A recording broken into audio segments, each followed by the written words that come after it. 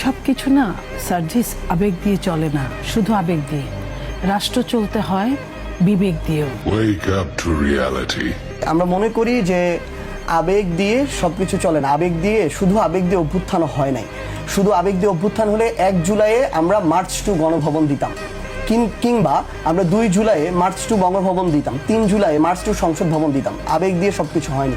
প্রত্যেকটা জায়গায় আবেগের সাথে বিবেকের সংমিশ্রণ ছিল।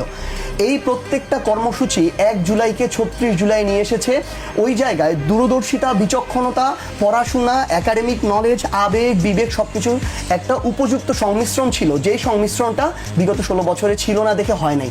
গতকালকে পার্থ ভাই একটা কথা বলেছে যে আপনারা 6 বলে 12 রান করলেও আমরা আমাদের জায়গা থেকে 300 রান করেছি, এগ্রি করি। কিন্তু দুঃখজনক হলে এটাও সত্য যে একটা 312 মিটার প্রস্থ নদীর 300 মিটারে গিয়ে আপনি যদি আর সাঁতার না কাটতে পারেন, আপনার এখানে ডুবে মরতে হবে। এটা হচ্ছে বাস্তবতা।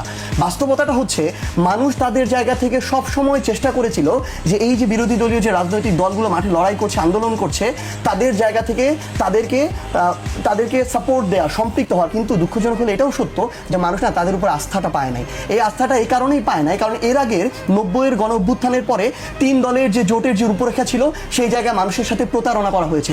এর পরবর্তীতে যে উপনির্বাচন মাগুরায় হলো সেখানে বিশ্বাসঘাতকতা করা হয়েছে। 96 ফেব্রুয়ারির যে নির্বাচন সেখানে মানুষের সাথে আরেকবার প্রতারণা করা হলো। এরপরে হাওয়া ভবন দিয়ে প্রতারণা করা হয়েছে। এরপরে মানুষের সাথে গুম খুন, বিচার বহির্ভূত হত্যাকাণ্ড, বিদ্যুতের বদলে খাম্বা, এরকম অসংখ্য জিনিস দিয়ে মানুষের সাথে প্রতারণা করা হয়েছে। ঠিক এই কারণে মানুষ তারপরে এই নেতৃত্বের উপরে আস্থা রাখতে পারে নাই বলে মানুষ তাদের নেতৃত্বে আর আন্দোলনে নামে নাই। এই জন্য মানুষ তাদের সন্তানের বয়সী ছাত্রদের উপরে আস্থা রেখেছে, নেতৃত্বে নেমেছে এবং তারা তাদের জায়গা থেকে সামগ্রিক বিবেচনায় এই অভ্যুত্থানটা নেতৃত্ব দিয়েছে। কেউ যদি সংসদে দাঁড়িয়ে বা এখানে হোক সালাউদ্দিন আহমেদ হোক অন্য কেউ এই কথা বলে যে আবেগ দিয়ে বিপ্লব হয়, সংসদ চলে না, দেশ চলে না, আমরা তাহলে ওই সালাউদ্দিন আহমেদকে জানাতে চাই বা প্রশ্ন করতে চাই তাদের সমস্ত নেতাকর্মীরা মিলে তাহলে এর আগের 16 বছরে তাদের এত বিবেকের সংমিশ্রণ ঘটিয়ে কেন একটা সরকারের পতন ঘটাতে পারে নাই। তো এই জন্য এই কথাগুলো বলে ওইটাকে ছোট করে দেখার কোনো প্রয়োজন নেই। আর আরেকটা জিনিস কি, আমরা আমাদের জায়গা থেকে বয়স হয়তো অনেকের সন্তানের বয়স হতে পারে, ভাইয়ের বয়সে হতে পারে, আমাদের বয়স হয়তো 28, 29, 30 হতে পারে, কিন্তু আমরা আমাদের জায়গা থেকে দেশের সর্বোচ্চ বিদ্যাপীঠ যেগুলো আছে সেগুলো থেকে পড়াশোনা শেষ করেছি। ওই পর্যন্ত এই মানুষগুলো কিন্তু তাদের জায়গা থেকে পড়াশোনা করেছেন, কিন্তু তারপরে তাদের একটা দীর্ঘ অভিজ্ঞতা আছে। আমরা তাদের অভিজ্ঞতাকেও সম্মান করতে চাই, স্ট্রাগলকেও সম্মান করতে চাই। কিন্তু তারা যদি তাদের এই যে জায়গাটা, তারা পেয়েছে, যেটা আজকে থেকে 2 বছর আগে তারা কল্পনা করে নাই, যেটার আসল বহিঃপ্রকাশ ঘটেছিল 5ই অগাস্টের ওই বিকালের দিকে আমাদের মাননীয় স্থানীয় সরকার মন্ত্রণালয়ের যিনি মন্ত্রী, আমাদের মহাসচিব সাহেবের মুখে, রুহুল কবির রিজভী ভাইয়ের মুখে কিংবা মির্জা আব্বাস ভাইয়ের মুখে, ওই অভিব্যক্তিটা এখনো থাকা প্রয়োজন। আমরা চাই ওইটা আগামীতে থাকবে। এবার বেশ কিছু বিষয়, আমরা সংবিধানের সংশোধন চাই না। এই সংশোধন খেলা হতে হতে 17 বার খেলা হয়েছে। বিএনপির সময় নিজেদের মতো সংশোধন করেছে, আওয়ামী লীগের সময় নিজেদের মতো সংশোধন করেছে। প্রত্যেকটা হিতে বিপরীত হয়েছে, প্রত্যেকটা তাদের দলকে ক্ষতিগ্রস্ত করেছে, বাংলাদেশকে ক্ষতিগ্রস্ত করেছে। আমরা এই সংশোধনের খেলা খেলার জন্য একটা অভ্যুত্থান ঘটে নাই। আমরা আপা যেটা বললো মাত্র, এই 28-2 নারী পুরুষের সমতা দেওয়া আছে, কোনো সমস্যা নাই। আমরা তো বলি নাই যে পুরো সংবিধানটা আপনি একেবারে বাতিল করে দেন, আমরা বলেছি সংস্কার করতে হবে। তো ওই সংবিধানের খেলা হবে না, নিজেদের সুবিধাজনক অবস্থান। তারা তাদের জায়গা থেকে যেমন বলছে ওই ঐক্যমত্য কমিশনে তারা তাদের যে প্রস্তাবগুলো উত্থাপন করেছিল, যেগুলো বাধা দিয়েছিল, সবগুলো মেনে নেয় নাই। একটা দলেরই যদি সব মেনে নিবে তাহলে ঐক্যমত্য কমিশনের দরকার কি ছিল? বিএনপির ঐক্যমত্য কমিশন দিয়ে দিলেই তো হইতো। এখানে সকল রাজনৈতিক দল, সকল জনগণের আকাঙ্ক্ষা যেমন লাগবে, ওই অন্তর্বর্তীকালীন যে সরকার আছে তাকে ওই আকাঙ্ক্ষাটা ধারণ করতে হবে যে সে একটা অভ্যুত্থানের উপর দিয়ে সরকার হয়েছে, তার আবার আলাদা একটা দায়িত্ব আছে।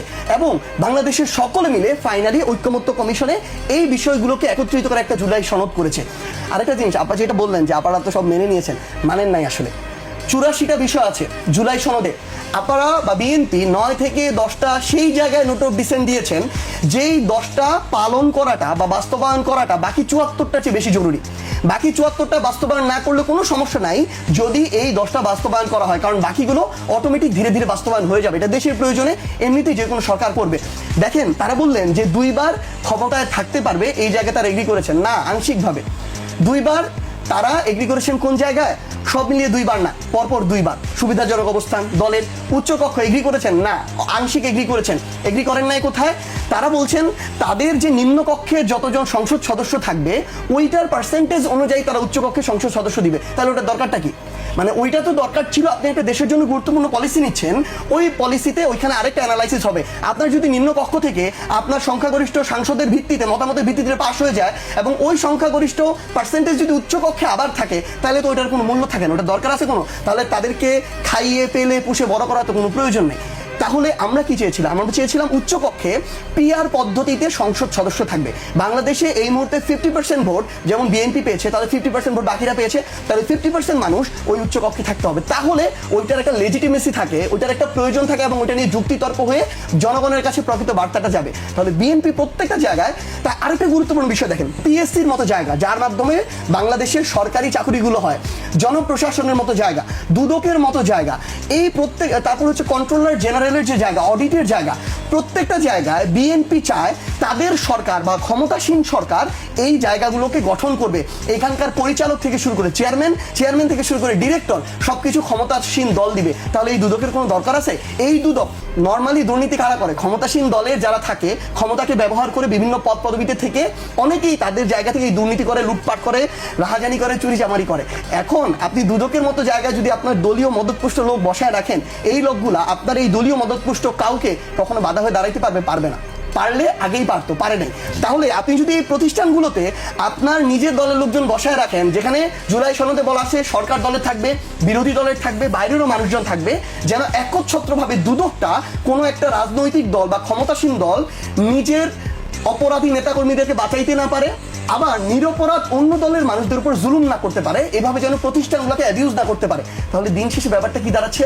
ব্যাপারটা দাঁড়াচ্ছে বিএনপি এখন তাদের জায়গা থেকে গণভোট বলেন, জুলাই সনদ বলেন, সংসদ বলেন, জনরায় বলেন, প্রত্যেকটা জায়গাকে শুধুমাত্র নিজেদের জন্য যতটুকু ভালো অতটুকুর জন্য ব্যবহার করতেছে।